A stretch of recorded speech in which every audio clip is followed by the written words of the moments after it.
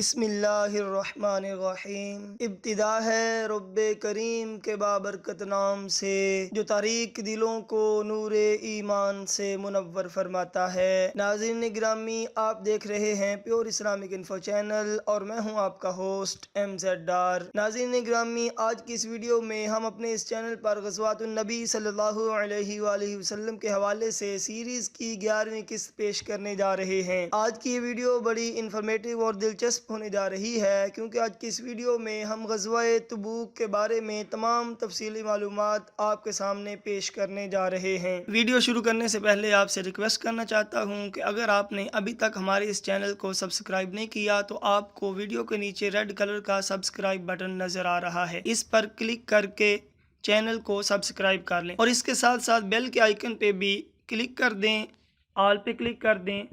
اس کا فائدہ یہ ہوگا کہ جب بھی اس طرح کی کوئی انفارمیٹیو اور دلچسپ ویڈیو اس چینل پر اپلوڈ کی جائے گی تو وہ خود بخود آپ کو مل جائے گی اور نوٹیفیکیشن کے ذریعے بھی آپ کو اس کی اطلاع دے دی جائے گی۔ جی تو ناظرین، شروع کرتے ہیں ہماری آج کی ویڈیو۔ غزوہ تبوک کو تبوک کیوں کہا جاتا ہے؟ اس کے بارے میں مختلف قول ہیں۔ ایک قول یہ ہے کہ تبوک مدینہ اور شام کے درمیان ایک جگہ کا نام ہے۔ دوسرا قول یہ ہے کہ تبوک ایک قلعہ کا نام ہے، جبکہ تیسرا قول یہ ہے کہ تبوک ایک چشمے کا نام ہے۔ اس کے قریب اسلامی لشکر نے پڑاؤ کیا تھا، اس لیے اس غزوہ کو غزوہ تبوک کہا جاتا ہے۔ غزوہ تبوک کا ذکر قرآن پاک کی کس صورت میں کیا گیا ہے؟ غزوہ تبوک کا ذکر سورہ توبہ میں کیا گیا ہے۔ غزوہ تبوک کے موقع پر مدینہ میں کس کو نائب مقرر کیا گیا؟ غزوہ تبوک کے موقع پر مدینہ میں حضرت صبا بن عرفۃ غفاری رضی اللہ تعالی عنہ کو نائب مقرر کیا گیا۔ غزوہ تبوک کے موقع پر نبی کریم صلی اللہ علیہ وآلہ وسلم نے حضرت علی رضی اللہ تعالی عنہ کو کیوں مدینہ میں رہنے کا حکم دیا؟ غزوہ تبوک کے موقع پر نبی کریم صلی اللہ علیہ وآلہ وسلم نے حضرت علی رضی اللہ تعالی عنہ کو اپنے اہل و عیال کی دیکھ بھال کے لیے مدینہ میں رہنے کا حکم دیا۔ اس پر حضرت علی رضی اللہ تعالیٰ عنہ نے عرض کی، کیا آپ مجھے عورتوں اور بچوں کے لیے چھوڑ کر جا رہے ہیں؟ تو آپ نے فرمایا کہ کیا تم اس بات پر راضی نہیں کہ تمہیں مجھ سے وہی نسبت ہو جو حضرت ہارون علیہ السلام کو حضرت موسیٰ علیہ السلام سے تھی، مگر یہ کہ میرے بعد کوئی نبی نہیں آئے گا۔ اس پر حضرت علی رضی اللہ تعالیٰ عنہ خوش ہو گئے۔ نبی کریم صلی اللہ علیہ وآلہ وسلم غزوہ تبوک کے لیے کب روانہ ہوئے؟ ہجری اور عیسوی تاریخ کیا تھی؟ نبی کریم صلی اللہ علیہ وآلہ وسلم بروز جمعرات رجب 9 ہجری کو غزوہ تبوک کے لیے روانہ ہوئے، جبکہ اس وقت عیسوی تاریخ نومبر 630 عیسوی تھی۔ غزوہ تبوک میں مسلمانوں کی تعداد کتنی تھی؟ غزوہ تبوک میں مسلمانوں کے لشکر کی تعداد 30,000 تھی۔ غزوہ تبوک کا سبب کیا تھا؟ جنگ موتہ کے بعد رومی سلطنت نے عرب پر حملہ کرنے کا ارادہ کر لیا تھا۔ غسانی خاندان جو شام میں رومیوں کے زیر اثر حکومت کر رہا تھا مذہباً عیسائی تھا، اس لیے قیصر روم نے اسی کو اسی مہم پر متعین کیا۔ شام کے نبطی سوداگر مدینہ میں روغن زیتون بیچنے آیا کرتے تھے۔ انہوں نے خبر دی کہ رومیوں نے شام میں لشکر گراں جمع کیا ہے اور فوج کو سال بھر کی تنخواہیں جمع کر دی ہیں۔ اس فوج میں لخم، جذام اور غسان کے تمام عرب قبائل شامل ہیں اور مقدمۃ الجیش بلقاء تک آ گیا ہے۔ بہرحال یہ خبریں تمام عرب میں پھیل گئیں اور قرائن اس قدر قوی تھے کہ غلط ہونے کی کوئی وجہ نہ تھی۔ اس بنا پر نبی کریم صلی اللہ علیہ وآلہ وسلم نے فوج کو تیاری کا حکم دیا۔ مسلمانوں کے مقابلے میں رومیوں نے کتنا لشکر جمع کیا تھا؟ مسلمانوں کے مقابلے میں رومیوں نے 40,000 کا لشکر جمع کیا تھا۔ منافقین کس یہودی کے گھر پر جمع ہو کر مسلمانوں کو جنگ کے لیے جانے سے روکنے کی کوشش کرتے تھے؟ منافقین سویلم نامی یہودی کے گھر پر اکٹھے ہوتے اور مسلمانوں کو جنگ کے حوالے سے بد دل کرتے ہوئے جنگ پر جانے سے روکنے کی کوشش کرتے تھے۔ نبی کریم صلی اللہ علیہ وآلہ وسلم نے کس صحابی کو حکم دیا تھا کہ وہ سویلم یہودی کے گھر کو جلا دیں؟ نبی کریم صلی اللہ علیہ وآلہ وسلم نے حضرت طلحہ بن عبداللہ کو حکم دیا تھا کہ وہ سویلم یہودی کے گھر کو جلا دیں۔ غزوہ تبوک کی تیاریوں کے حوالے سے صحابہ کرام کا جوش و خروش کیسا تھا؟ غزوہ تبوک کی تیاریوں کے حوالے سے صحابہ کرام کا مالی جوش و خروش دیدنی تھا۔ حضرت عبد الرحمن بن عوف رضی اللہ تعالیٰ عنہ 200 اوقیہ چاندی لے آئے۔ حضرت ابوبکر رضی اللہ تعالیٰ عنہ نے اپنا سارا مال حاضر خدمت کر دیا اور نبی کریم صلی اللہ علیہ وآلہ وسلم نے پوچھا کہ اپنے گھر والوں کے لیے کیا چھوڑ کے آئے ہو؟ تو عرض کی کہ گھر والوں کے لیے اللہ اور اس کا رسول صلی اللہ علیہ وآلہ وسلم چھوڑ کے آیا ہوں۔ آپ کے صدقے کی مقدار 4000 درہم تھی۔ حضرت عمر رضی اللہ تعالیٰ عنہ نے اپنا آدھا مال خیرات کر دیا۔ حضرت عباس رضی اللہ تعالیٰ عنہ، حضرت طلحہ، حضرت سعد بن عبادہ اور محمد بن مسلمہ رضی اللہ تعالیٰ عنہ بھی بہت سارا مال لے کر آئے۔ حضرت عاصم بن عدی رضی اللہ تعالیٰ عنہ 90 وسق یعنی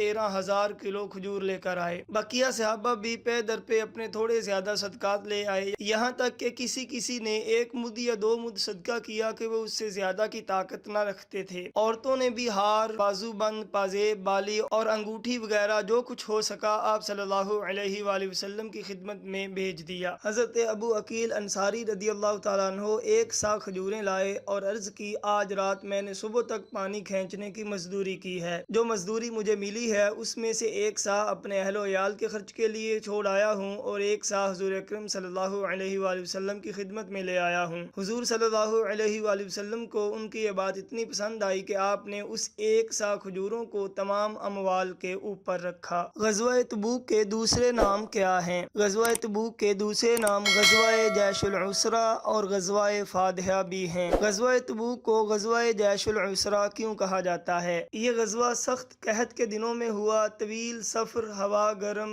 سواریاں کم، کھانے پینے کی تکلیف، لشکر کی تعداد بہت زیادہ تھی، اس لیے اس غزوہ میں مسلمانوں کو بڑی تنگی اور تنگ دستی کا سامنا کرنا پڑا۔ یہی وجہ ہے کہ اس غزوہ کو غزوہ جیش العسرہ یعنی تنگ دستی کا لشکر بھی کہا جاتا ہے۔ اس غزوہ کو غزوہ فادحہ کیوں کہا جاتا ہے؟ چونکہ اس غزوہ میں منافقوں کو بڑی شرمندگی اور شرمساری اٹھانی پڑی تھی، اس وجہ سے اس کا ایک نام غزوہ فادحہ یعنی رسوا کرنے والا غزوہ بھی ہے۔ غزوہ تبوک کے لیے حضرت عثمان رضی اللہ تعالیٰ عنہ نے کتنا مال دیا؟ غزوہ تبوک کی تیاریوں کے سلسلے میں حضرت عثمان رضی اللہ تعالیٰ عنہ نے 900 اونٹ، 100 گھوڑے اور 1000 دینار دیے، جس پر نبی کریم صلی اللہ علیہ وآلہ وسلم نے فرمایا اے خدا عثمان سے راضی ہو جا، بلا شبہ میں ان سے راضی ہوں۔ اس موقع پر نبی کریم صلی اللہ علیہ وآلہ وسلم نے حضرت عثمان رضی اللہ تعالیٰ عنہ کو کیا لقب عطا فرمایا؟ اس موقع پر نبی کریم صلی اللہ علیہ وآلہ وسلم نے حضرت عثمان رضی اللہ تعالیٰ عنہ کو مجہز جیش العسرہ کا لقب عطا فرمایا، جس کا لقب ہے تنگی والے لشکر کو سامان مہیا کرنے والا۔ غزوہ تبوک کے لیے نقد مال کتنا اکٹھا ہوا؟ غزوہ تبوک کے لیے نقد مال 2.5 لاکھ درہم اکٹھے ہوئے۔ غزوہ تبوک میں مسلمانوں کے پاس کتنے گھوڑے تھے؟ غزوہ تبوک میں مسلمانوں کے پاس 10,000 گھوڑے تھے۔ سواریوں کی کمی کے باعث ایک اونٹ پر کتنے آدمی باری باری سوار ہوتے تھے؟ سواریوں کی کمی کے باعث 18 آدمی باری باری ایک اونٹ پر سوار ہوتے تھے۔ غزوہ تبوک میں مسلمانوں کے علم بردار کون تھے؟ غزوہ تبوک میں مسلمانوں کے علم بردار حضرت ابوبکر صدیق رضی اللہ تعالیٰ عنہ یا حضرت زبیر بن العوام رضی اللہ تعالیٰ عنہ تھے۔ تبوک کی طرف جاتے ہوئے لشکر کا گزر کس جگہ سے ہوا کہ جس کے بارے میں نبی کریم صلی اللہ علیہ وآلہ وسلم نے فرمایا تم یہاں کا پانی نہ پینا، اس سے نماز کے لیے وضو نہ کرنا، اور جو آٹا تم لوگوں نے گوندھ رکھا ہے اسے جانوروں کو کھلا دو، خود نہ کھاؤ۔ تبوک کی طرف جاتے ہوئے لشکر کا گزر ہجر یعنی دیار سمود سے ہوا تو نبی کریم صلی اللہ علیہ وآلہ وسلم نے صحابہ کرام کو فرمایا کہ تم یہاں کا پانی نہ پینا، اس سے نماز کے لیے وضو نہ کرنا، اور جو آٹا تم لوگوں نے گوندھ رکھا ہے اسے جانوروں کو کھلا دو، خود نہ کھاؤ، اور فرمایا ان ظالموں کی جائے سکونت میں داخل نہ ہونا کہ کہیں تم پر بھی وہی مصیبت نہ آن پڑے جو ان پر آئی تھی، ہاں مگر روتے ہوئے۔ پھر آپ صلی اللہ علیہ وآلہ وسلم نے اپنا سر مبارک ڈھکا اور تیزی سے چل کر وادی پار کر گئے۔ اسلامی لشکر تبوک میں پہنچا تو کیا ہوا؟ اسلامی لشکر تبوک میں اتر کر خیمہ زن ہوا، وہ رومیوں سے 2 ہاتھ کرنے کے لیے تیار تھا۔ پھر رسول اللہ صلی اللہ علیہ وآلہ وسلم نے اہل لشکر کو مخاطب کر کے نہایت بلیغ خطبہ دیا۔ آپ صلی اللہ علیہ وآلہ وسلم نے جوامع الکلم ارشاد فرمائے، دنیا اور آخرت کی بھلائی کی رغبت دلائی، اللہ کے عذاب سے ڈرایا اور اس کے انعامات کی خوشخبری دی۔ اس طرح فوج کا حوصلہ بلند ہو گیا، ان میں توشے، ضروریات اور سامان کی کمی کے سبب جو نقص اور خلل تھا اس کا بھی ازالہ ہو گیا۔ دوسری طرف رومیوں اور ان کے حلیفوں کا یہ حال ہوا کہ رسول اللہ صلی اللہ علیہ وآلہ وآلہ وسلم کی آمد کی خبر سن کر ان کے اندر خوف کی لہر دوڑ گئی. انہیں آگے بڑھنے اور ٹکر لینے کی ہمت نہ ہوئی اور وہ اندرون ملک مختلف شہروں میں پھیل گئے. ان کے اس طرز عمل کا اثر جزیرہ عرب کے اندر اور باہر مسلمانوں کی فوجی ساخت پر بہت عمدہ مرتب ہوا اور مسلمانوں کو ایسے اہم سیاسی فوائد حاصل ہوئے کہ جنگ کی صورت میں ان کا حصول آسان نہ ہوتا. نبی کریم صلی اللہ علیہ وآلہ وسلم کے تبوک میں قیام فرمانے کے بعد کن سرداروں نے حاضر خدمت ہو کر جزیہ دینا منظور کیا؟ نبی کریم صلی اللہ علیہ وآلہ وسلم تبوک میں قیام فرما تھے کہ اللہ کے سردار جس کا نام یوحنا تھا اس نے حاضر خدمت ہو کر جزیہ دینا منظور کیا اور ایک سفید خچر بھی آپ صلی اللہ علیہ وآلہ وسلم کی خدمت میں پیش کیا، جس کے صلہ میں آپ صلی اللہ علیہ وآلہ وسلم نے بھی اس کو ایک چادر مبارک عنایت فرمائی. اسی طرح جربا اور ازرح کے عیسائی بھی نبی پاک صلی اللہ علیہ وسلم کی خدمت میں حاضر ہوئے اور جزیہ پر رضامندی ظاہر کی. نبی کریم صلی اللہ علیہ وآلہ وسلم نے حاکم دومت الجندل عقیدر کی سرکوبی کے لیے کس صحابی کو کتنے سواروں کے ہمراہ بھیجا؟ نبی کریم صلی اللہ علیہ وآلہ وسلم نے دومت الجندل کے حاکم عقیدر کی سرکوبی کے لیے حضرت خالد بن ولید رضی اللہ تعالیٰ عنہ کو 420 سواروں کے ہمراہ بھیجا اور فرمایا تم اسے نیل گائے کا شکار کرتے ہوئے پاؤ گے. حضرت خالد رضی اللہ تعالیٰ عنہ وہاں تشریف لے گئے. جب اتنے فاصلے پر رہ گئے کہ قلعہ صاف نظر آ رہا تھا تو اچانک ایک نیل گائے نکلی اور قلعہ کے دروازے پر سینگ رگڑنے لگی. عقیدر اس کے شکار کو نکلا. چاندنی رات تھی. حضرت خالد رضی اللہ تعالیٰ عنہ اور ان کے سواروں نے عقیدر کو جا لیا اور گرفتار کر کے رسول اللہ صلی اللہ علیہ وآلہ وسلم کی خدمت میں حاضر کیا. آپ صلی اللہ علیہ وآلہ وسلم نے اس کی جان بخشی کی اور 2000 اونٹ، 800 غلام، 400 زرہیں اور 400 نیزے دینے کی شرط پر مصالحت فرمائی. اس نے جزیہ دینے کا بھی اقرار کیا. عقیدر کے کس بھائی نے حضرت خالد بن ولید رضی اللہ تعالیٰ عنہ کا مقابلہ کرنے کی کوشش کی اور مارا گیا؟ عقیدر کے بھائی حسان نے حضرت خالد بن ولید رضی اللہ تعالیٰ عنہ کا مقابلہ کرنے کی کوشش کی اور مارا گیا. حضرت خالد بن ولید رضی اللہ تعالیٰ عنہ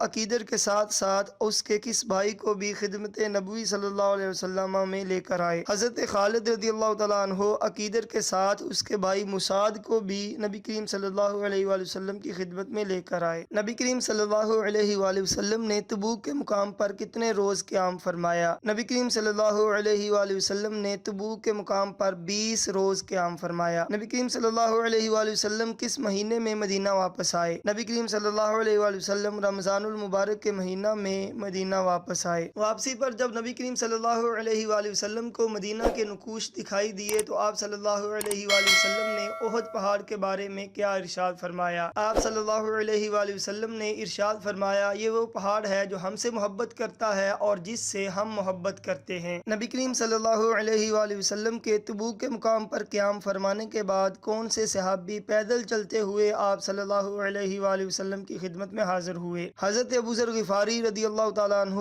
حضور علیہ السلام کے ساتھ مدینہ سے چلے لیکن ان کا اونٹ راستے میں تھک کر رہ گیا. وہ اپنا ضروری سامان اپنے کندھے پر اٹھا کر پیدل چلتے ہوئے نبی کریم صلی اللہ علیہ وآلہ وسلم کے پاس مقام تبوک پر پہنچے. غزوہ تبوک میں کس صحابی کا انتقال ہوا اور ان کے انتقال کی وجہ کیا تھی؟ غزوہ تبوک میں حضرت عبداللہ رضی اللہ تعالیٰ عنہ کا بخار کی وجہ سے انتقال ہوا. آپ کا لقب ذوالبجادین تھا. غزوہ تبوک سے واپسی پر نبی کریم صلی اللہ علیہ وآلہ وسلم کا استقبال کس طرح کیا گیا؟ غزوہ تبوک سے واپسی پر نبی کریم صلی اللہ علیہ وآلہ وسلم کا استقبال بالکل اسی طرح کیا گیا جس طرح ہجرت مدینہ کے موقع پر کیا گیا تھا. مدینہ میں آپ صلی اللہ علیہ وآلہ وسلم کی آمد کی خبر پہنچی تو عورتیں، بچے اور بچیاں باہر نکل پڑیں اور زبردست اعزاز کے ساتھ لشکر کا استقبال کرتے ہوئے یہ نغمہ گنگنایا: طلع البدر علینا من ثنیات الوداع وجب الشکر علینا ما دعا للہ داعی. ہم پر ثنیت الوداع سے 14ویں کا چاند طلوع ہوا. جب تک پکارنے والا اللہ کو پکارے ہم پر شکر واجب ہے. وہ کون سے صحابہ تھے جنہوں نے بغیر کسی عذر کے غزوہ تبوک میں شرکت نہیں کی؟ 3 صحابہ کرام حضرت کعب بن مالک، حضرت مرارہ بن ربیع اور ہلال بن امیہ رضی اللہ تعالی عنہم ایسے تھے جنہوں نے بغیر کسی عذر کے غزوہ تبوک میں شرکت نہیں کی. غزوہ تبوک سے واپسی پر نبی کریم صلی اللہ علیہ وآلہ وسلم نے ان کو کیا سزا دی؟ غزوہ تبوک سے واپسی پر نبی کریم صلی اللہ علیہ وآلہ وسلم نے صحابہ کرام کو حکم دیا کہ ان تینوں سے بات چیت نہ کریں، چنانچہ ان کے خلاف سخت بائیکاٹ شروع ہو گیا۔ لوگ بدل گئے، زمین بھیانک ہو گئی اور کشادگی کے باوجود تنگ ہو گئی۔ خود ان کی اپنی جان پر بن آئی، سختی یہاں تک بڑھی کہ 40 روز گزرنے کے بعد نبی کریم صلی اللہ علیہ وآلہ وسلم نے حکم دیا کہ اپنی عورتوں سے بھی الگ رہیں۔ کتنے دنوں کے بعد ان کی توبہ قبول کیے جانے کی خوشخبری نازل ہوئی؟ 50 دنوں کے بعد ان کی توبہ قبول کیے جانے کی خوشخبری نازل ہوئی۔ توبہ کی قبولیت کے بارے میں کس سورت کی کون سی آیت نازل ہوئی؟ ان صحابہ کی توبہ کی قبولیت کے بارے میں سورہ توبہ کی آیت نمبر 118 نازل ہوئی۔ کس صحابی نے ان کی توبہ کی قبولیت کا اعلان کیا؟ حضرت ابوبکر صدیق رضی اللہ تعالیٰ عنہ نے کوہ صلا پر چڑھ کر ان صحابہ کی توبہ کی قبولیت کا اعلان کیا۔ منافقین نے مسجد ضرار کس کے کہنے پر اور کیوں بنائی تھی؟ منافقین نے مسجد ضرار ابو عامر فاسق کے کہنے پر بنائی تھی تاکہ وہ اس میں صلاح مشورہ کے لیے اکٹھے ہو سکیں اور مسلمانوں کے خلاف سازشیں کر سکیں۔ ابو عامر فاسق انصار میں سے عیسائی ہو گیا تھا۔ اس نے منافقین سے کہا کہ تم سامان کرو، میں قیصر روم کے پاس جا کر وہاں سے فوجیں لاتا ہوں کہ اس ملک کو اسلام سے پاک کر دوں۔ مسجد ضرار کا ذکر کس سورت میں کیا گیا ہے؟ مسجد ضرار کا ذکر سورہ توبہ میں کیا گیا ہے۔ غزوہ تبوک سے واپسی پر نبی کریم صلی اللہ علیہ وآلہ وسلم نے کن صحابہ کو بھیجا کہ وہ مسجد ضرار کو آگ لگا دیں؟ غزوہ تبوک سے واپسی پر نبی کریم صلی اللہ علیہ وآلہ وسلم نے مالک بن دخشم اور معین بن عدی رضی اللہ تعالی عنہما کو بھیجا کہ وہ مسجد ضرار کو آگ لگا دیں۔ نبی کریم صلی اللہ علیہ وآلہ وسلم کی زندگی کا آخری غزوہ کون سا تھا؟ نبی کریم صلی اللہ علیہ وآلہ وسلم کی زندگی کا آخری غزوہ غزوہ تبوک تھا۔ ناظرین گرامی، یہ تھی ہمارے آج کی ویڈیو۔ اگر ویڈیو پسند آئے تو پلیز ویڈیو کو لائک کریں اور چینل کو ضرور سبسکرائب کریں، اور اگر آپ کا کوئی سوال ہو تو کمنٹ میں ضرور مینشن کریں، آپ کے سوال کا جواب ضرور دیا جائے گا۔